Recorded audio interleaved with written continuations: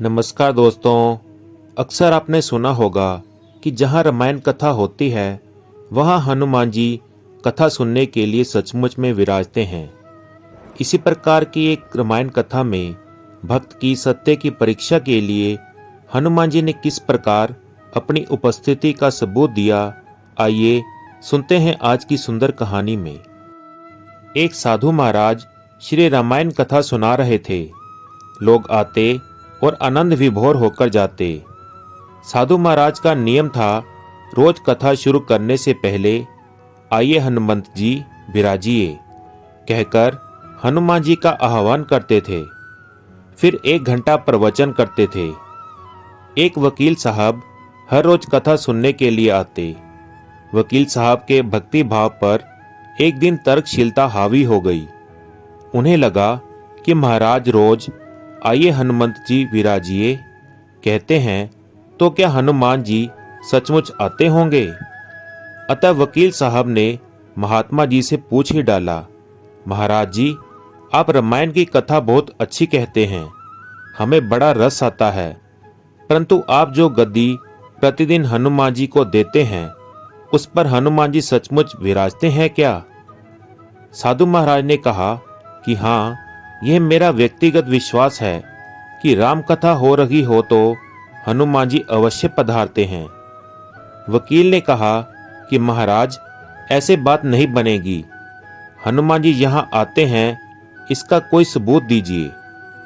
आपको साबित करके दिखाना चाहिए कि हनुमान जी आपकी कथा सुनने आते हैं।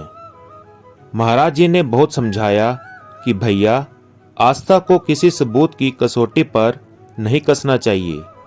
यह तो भक्त और भगवान के बीच का प्रेम रस है, व्यक्तिगत श्रद्धा का विषय है। आप कहो तो मैं प्रवचन करना बंद कर दूं या आप कथा में आना छोड़ दो।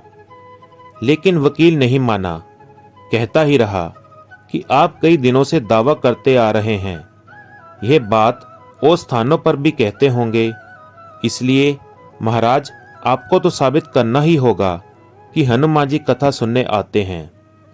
इस तरह दोनों के बीच वाद विवाद होता रहा। मौखिक संघर्ष बढ़ता ही चला गया। हारकर साधु महाराज ने कहा कि हनुमान जी हैं या नहीं उसका सबूत कल दिलाऊंगा। कल कथा शुरू हो तब प्रयोग करूंगा। जिस गद्दी पर मैं हनुमान जी को विराजित होने को कहता हूं, आप उस गद्दी को आज अपने घर ले जाना। कल अपने साथ उस गद्दी को लेकर आना और फिर मैं कल गद्दी यहाँ रखूंगा। कथा से पहले हनुमान जी को बुलाएंगे, फिर आप गद्दी ऊंची उठाना। यदि आपने गद्दी ऊंची कर दी तो समझना कि हनुमान जी नहीं हैं। वकील इस कसौटी के लिए तैयार हो गया। महाराज ने कहा कि हम दोनों में से जो पराजित होगा वह क्या करेगा, इसका निर्णय भी कर लें। यह तो सत्य की परीक्षा है। वकील ने कहा कि मैं गद्दी ऊंची न कर सका तो वकालत छोड़कर आपसे दीक्षा ले लूंगा। आप पराजित हो गए तो क्या करोगे। तब साधु ने कहा कि मैं कथा वाचन छोड़कर आपके ऑफिस का चपरासी बन जाऊंगा। अगले दिन कथा पंडाल में भारी भीड़ हुई। जो लोग रोजाना कथा सुनने नहीं आते थे वे भी भक्ति, प्रेम और विश्वास की परीक्षा देखने आए। काफी भीड़ हो गई, पंडाल भर गया। श्रद्धा और विश्वास का प्रश्न जो था। साधु महाराज और वकील साहब कथा पंडाल में पधारे। गद्दी रखी गई। महात्मा जी ने सजल नेत्रों से मंगलाचरण किया और फिर बोले, आइए हनुमंत जी विराजिए। ऐसा बोलते ही साधु महाराज के नेत्र सजल हो उठे। मन ही मन साधु बोले, प्रभु, आज मेरा प्रश्न नहीं बल्कि रघुकुल रीति की परंपरा का सवाल है। मैं तो एक साधारण जन हूं। मेरी भक्ति और आस्था की लाज रखना। फिर वकील साहब को निमंत्रण दिया गया, आइए गद्दी ऊंची कीजिए। लोगों की आंखें जम गई। वकील साहब खड़े हुए। उन्होंने गद्दी उठाने के लिए हाथ बढ़ाया पर गद्दी को स्पर्श भी न कर सके।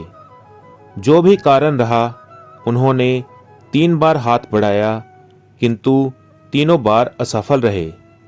महात्मा जी देख रहे थे कि गद्दी को पकड़ना तो दूर, वकील साहब गद्दी को छू भी नहीं सके। तीनों बार वकील साहब पसीने से तरबतर हो गए। वकील साहब साधु महाराज के चरणों में गिर पड़े और बोले, महाराज, गद्दी उठाना तो दूर, मुझे नहीं मालूम कि क्यों मेरा हाथ भी गद्दी तक नहीं पहुंच पा रहा है, अतः मैं अपनी हार स्वीकार करता हूं। कहते हैं कि श्रद्धा और भक्ति के साथ की गई आराधना में बहुत शक्ति होती है। मानो तो देव, नहीं तो पत्थर।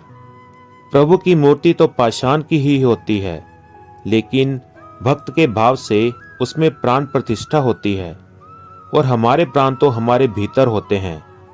वही पुजारी रूपी सद्गुरु उसे प्रतिष्ठित करते हैं, तब प्रभु सदैव के लिए घट भीतर ही विराजते हैं।